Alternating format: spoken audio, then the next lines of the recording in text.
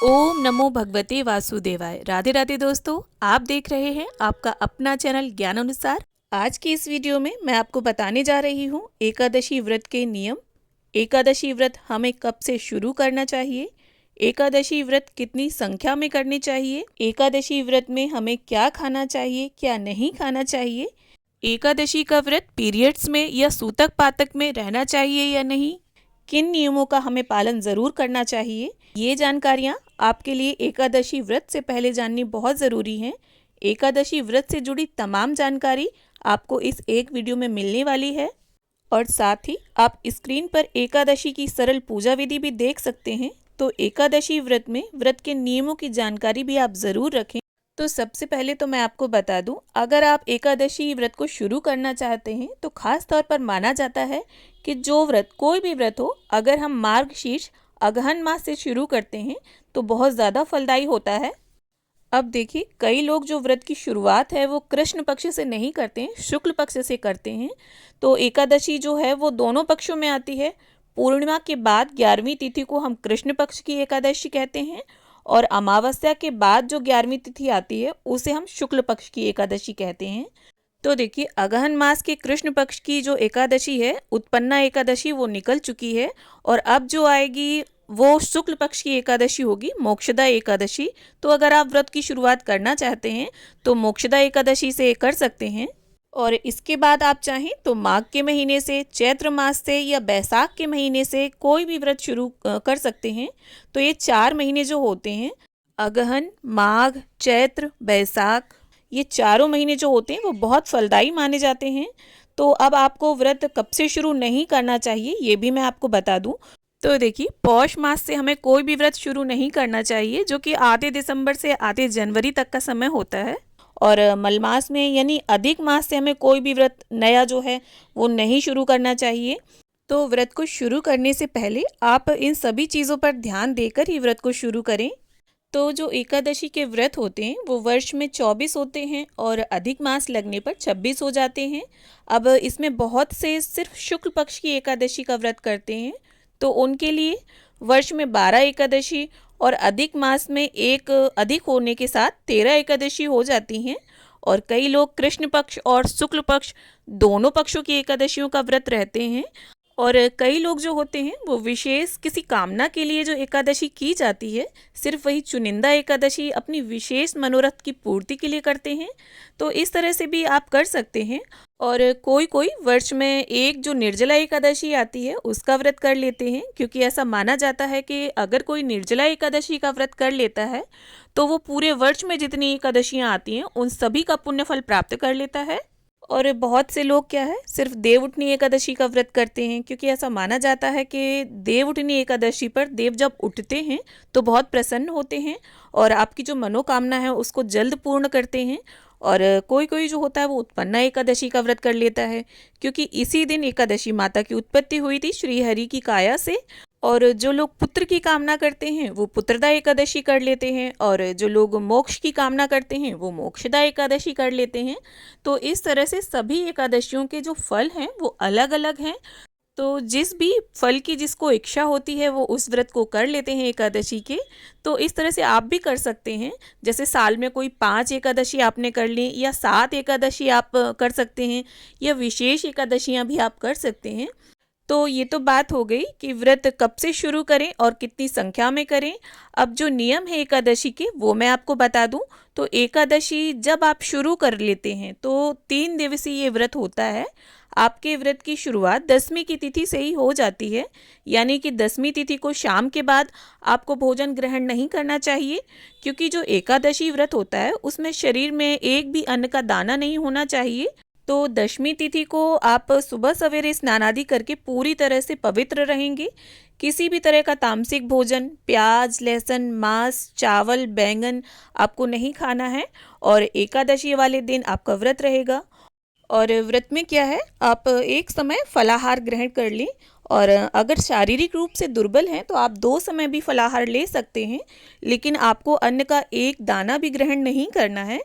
आप पानी, चाय, जूस, फल, दूध ये सारी चीज़ें ले सकते हैं। कुल मिलाकर आपको फलाहार का ही सेवन करना है। और इसके बाद द्वादशी वाले दिन आपको पारण का जो विशेष मुहूर्त होता है उसी समय में पारण करना चाहिए। तो पारण भी मैं आपको बता दूं किस प्रकार करना चाहिए। सुबह अपने दैनिक कर्मों से निवृत्त होकर प्रभु की पूजा अर्चना करें, उन्हें भोग अर्पित करें। और अगर आपने एकादशी को दान दक्षिणा निकाल दिया है तब ठीक है, और अगर नहीं निकाला है तो द्वादशी वाले दिन ब्राह्मण को जो आपको सीधा देना है, सूखा सीधा या भोजन कराना है तो भोजन करा दें दक्षिणा के साथ। और इसके बाद सीधे हाथ में एक तुलसी का पत्ता और थोड़ा गंगा जल लेकर आपको उसे ग्रहण कर लेना है। तो इस प्रकार से आपके एकादशी के व्रत का पारण हो जाएगा। और द्वादशी वाले दिन भी आपको पूरी तरह से शुद्धता के साथ रहना है। अब मैं आपको बता दूं आपको खाने में क्या खाना चाहिए और क्या नहीं खाना चाहिए, ये बहुत महत्वपूर्ण है। तो ये जानकारी मैं आपको दे दूं। एकादशी व्रत में जैसा कि मैंने आपको बताया, अनाज का सेवन हम नहीं करते, कई अन्य व्रतों में हम कर लेते हैं, लेकिन एकादशी के व्रत में अनाज का सेवन निषेध है। तो एकादशी व्रत में आप फलाहार ले सकते हैं। आप अपनी शारीरिक ज़रूरत के हिसाब से चाय, पानी, दूध, फल ये सारी चीज़ें ले सकते हैं। और अनाज से आप बिल्कुल दूर रहेंगे। और कोशिश ये करें कि ये जो 3 तिथियां हैं, दशमी, एकादशी, द्वादशी पर अगर कोई एक सदस्य भी व्रत करता है तो पूरे परिवार को इन 3 तिथियों में तामसिक भोजन से दूर रहना चाहिए। और ना ही घर में बनना चाहिए और ना ही परिवार के किसी सदस्य को तामसिक भोजन ग्रहण करना चाहिए। तो ये तो भोजन संबंधी नियम है और आपको ये ज़रूर मानने चाहिए। तो शुरुआत में जिस दिन आप व्रत शुरू करेंगे, हाथ में तुलसी का पत्ता लेकर संकल्प लेंगे और व्रत की शुरुआत हो जाएगी। और देखिए, एकादशी के व्रत में रात्रि के जागरण का बहुत ज़्यादा महत्व है, और जिसमें आप श्री हरि के भजन कीर्तन में रहें और भगवान विष्णु के 12 मंत्र ओम नमो भगवते वासुदेवाय का जितनी बार हो सके उच्चारण करें।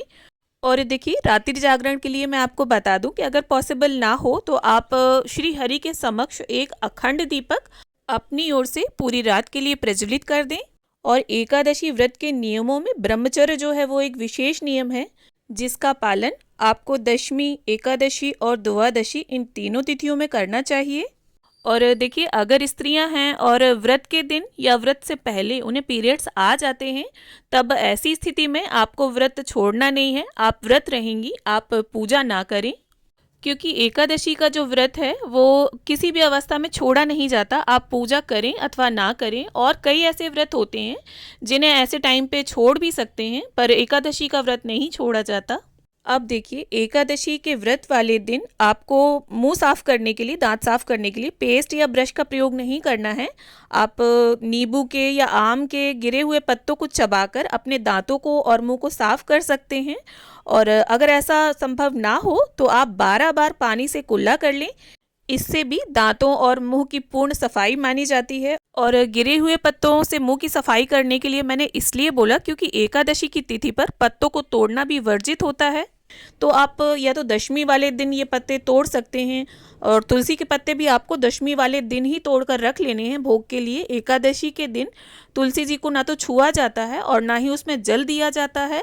और एकादशी वाले दिन हमें जो घर की विशेष सफाई है वो नहीं करनी चाहिए। आप नित्य प्रतिदिन की सफाई कर सकते हैं, कोई विशेष साफ सफाई ना करें। और इसके साथ ही देखिए, एकादशी के व्रत में एक बहुत महत्वपूर्ण नियम है कि आपको किसी के बारे में बुरा नहीं बोलना है, बुरे वचन से आपको बचना है। जितना हो सके कम बोलें।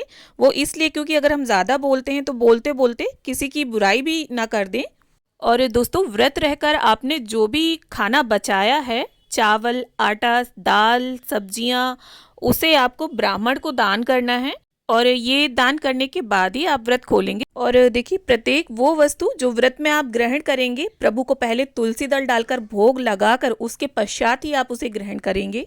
और देखिए, एकादशी के व्रत में ऐसा माना जाता है कि अगर आप भूमि शयन करते हैं तो बहुत अच्छा होता है, लेकिन गृहस्थ जीवन में ये थोड़ा पॉसिबल नहीं हो पाता है। तब आप देखिए अपने बिस्तरों को अलग कर लें, बिस्तर आपके एकदम साफ सुथरे होने चाहिए।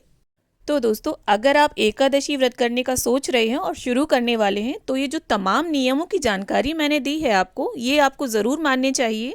तो दोस्तों, एकादशी का जो व्रत है वो सर्वोपरि व्रत है, क्योंकि हमारे शास्त्रों में, पुराणों में केवल एक एकादशी का जो व्रत है उसे करने का मानव जाति को आदेश दिया गया है। तो दोस्तों, मैंने पूरी कोशिश की है कि एकादशी के व्रत से जुड़ी वो तमाम जानकारी मैं आपको इस वीडियो के माध्यम से दे सकूं। वीडियो अगर पसंद आए तो ज़रूर लाइक कीजिएगा और आगे शेयर ज़रूर कीजिएगा। और इसी तरह की अन्य ज्ञानवर्धक जानकारियों को प्राप्त करने के लिए चैनल को सब्सक्राइब जरूर कर लीजिएगा। वीडियो को अंत तक देखने के लिए आप सभी का बहुत बहुत धन्यवाद।